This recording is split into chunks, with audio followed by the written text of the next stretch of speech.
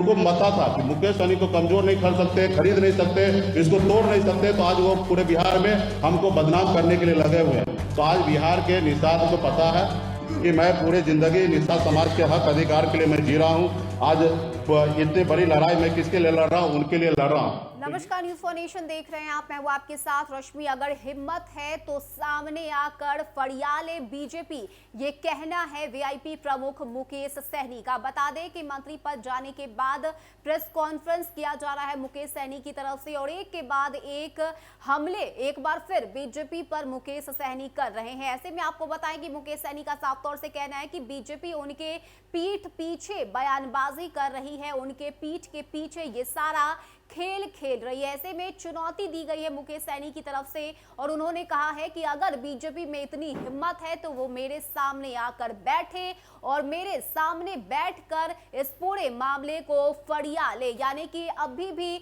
मुकेश सहनी झुकने वालों में से नहीं है, और यही वजह है कि प्रेस कॉन्फ्रेंस करते हुए बीजेपी पर कई तरह के आरोप लगाते हुए ये हमले मुकेश सहनी की तरफ से किए जा रहे हैं। आपको बताएं कि यूपी चुनाव से लेकर बिहार की राजनीति तक मुकेश सहनी लगातार कई ऐसे बयान दे चुके हैं जिसको लेकर बीजेपी काफी ज्यादा गुस्से में है, और यही वजह है कि ये कार्रवाई मुकेश सहनी से के ऊपर जो है वो की गई और उनसे उनका मंत्री पद छीन लिया गया। ऐसे में प्रेस कॉन्फ्रेंस में मुकेश सहनी काफी ज्यादा गुस्से में दिखाई दे रहे हैं और फड़िया लेने की बात उनकी तरफ से कही गई है। क्या कुछ कहना है मुकेश सहनी का, और बीजेपी को आमने सामने बैठकर क्या कुछ चुनौती दी गई है, छोड़े जाते आपको उस पूरे प्रेस कॉन्फ्रेंस के समक्ष में। वहां पे हमने 127 विधायक के समक्ष में हमने वहां पे कहा कि हमारे विभाग में पैसा खर्च नहीं हो रहा है, 30% भी पैसा खर्च नहीं हुआ है, और इस तरीके से सरकार नहीं चलेगा और इस तरीके से हम मंत्री नहीं रहेंगे। अगर आपको चाहिए तो मेरा इस्तीफा ले लीजिए, लेकिन हम इस तरीके से विभाग नहीं चलाएंगे।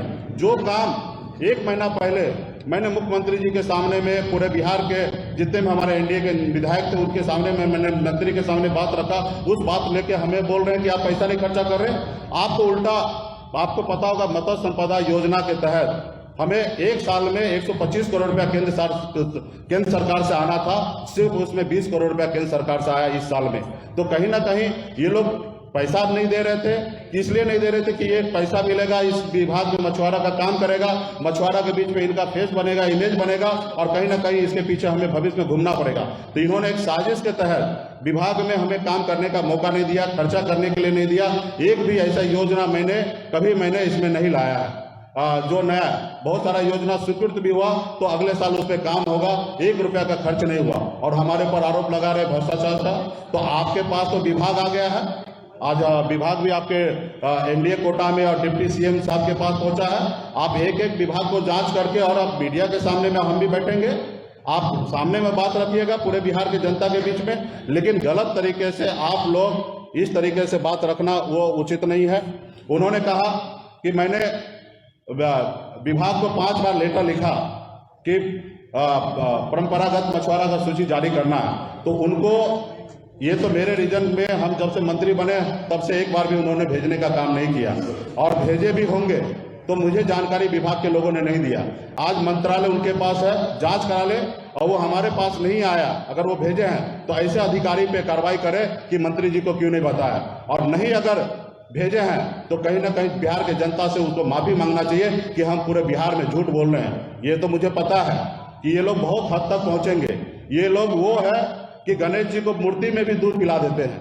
तो इनके पास तंत्र मंत्र इस तरीके से है कि उनको पता था कि मुकेश सहनी को कमजोर नहीं कर सकते, खरीद नहीं सकते, इसको तोड़ नहीं सकते, तो आज वो पूरे बिहार में हमको बदनाम करने के लिए लगे हुए हैं। तो आज बिहार के निषाद को पता है कि मैं पूरे जिंदगी निषाद समाज के हक अधिकार के लिए मैं जी रहा हूँ। आज इतनी बड़ी लड़ाई मैं किसके लिए लड़ रहा हूँ? उनके लिए लड़ रहा हूँ। तो ये सारे चीजें को लेकर मैं बिहार के जनता के पास जाऊंगा, और आप लोगों से भी कहूंगा कि अगर उसमें हिम्मत है कोई भी चीज का, तो जहां हमें बुलाएंगे वहां पे मैं आऊंगा, और मीडिया के समक्ष में वो अपनी बात को रखेंगे कि हमने क्या गलती किया।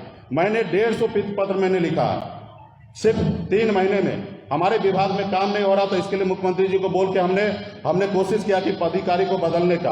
बहुत सारा मैंने इंजीनियरिंग सेल नहीं था, मैंने कोशिश किया कि इंजीनियरिंग सेल करने का, लेकिन जानबूझकर लोगों ने सिर्फ मुकेश सहनी काम नहीं करे इसलिए वो परेशान किए, और इसलिए मैंने हमारे पास दूसरा कोई ऑप्शन नहीं था लड़ने के अलावा, तो मैं अपने अधिकार के लिए लड़ाई लड़ रहा हूँ और चीज़ें मैंने किया है। और खास करके मैं अभी भी भारतीय जनता पार्टी के नेता को कहना चाहूँगा कि आप विरोध करें लेकिन सही विरोध करें, और कोई भी गलत विरोध करेंगे तो जब जनता के बीच में आप जाएंगे, आप सबका मैं वीडियो बना के रख रहा हूँ, जितना भी आप उछल उछल के टीवी मीडिया पे बोल रहे हैं सबका मैं वीडियो बना के रख रहा हूँ। जब चुनाव आएगा ना तब आप लोगों को बताएंगे कि आप किस तरीके से उछल उछल के बता रहे थे। तो इसलिए आप लोग जो भी करना है जनता के बीच में ईमानदारी से बात करें। एक भी बात आपने सत्य नहीं कहा, मैंने सारे बात को आज मैंने जवाब दिया है। अगर हिम्मत है, जो एलिगेशन आपने लगाया है उस एलिगेशन के साथ एक हफ्ता के अंदर में आप प्रिपेयर्ड हो जाइए और आप आ जाइए, मेरे सामने में डिबेट कीजिए,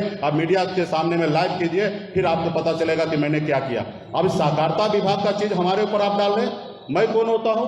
मैं तो उसको समय समय में सुझाव दे रहा हूं कि आप ऐसा कीजिए ताकि गरीब मछुआरा का 50 लाख मछुआरा को लाभ हो सकता है अगर सदस्य बनेंगे, और किसान की तरफ से 6,000 रुपया केंद्र सरकार से और 3,000 रुपया राज्य सरकार और हमारे केंद्र सरकार के सहयोग से 3,000 रुपया मिलेगा।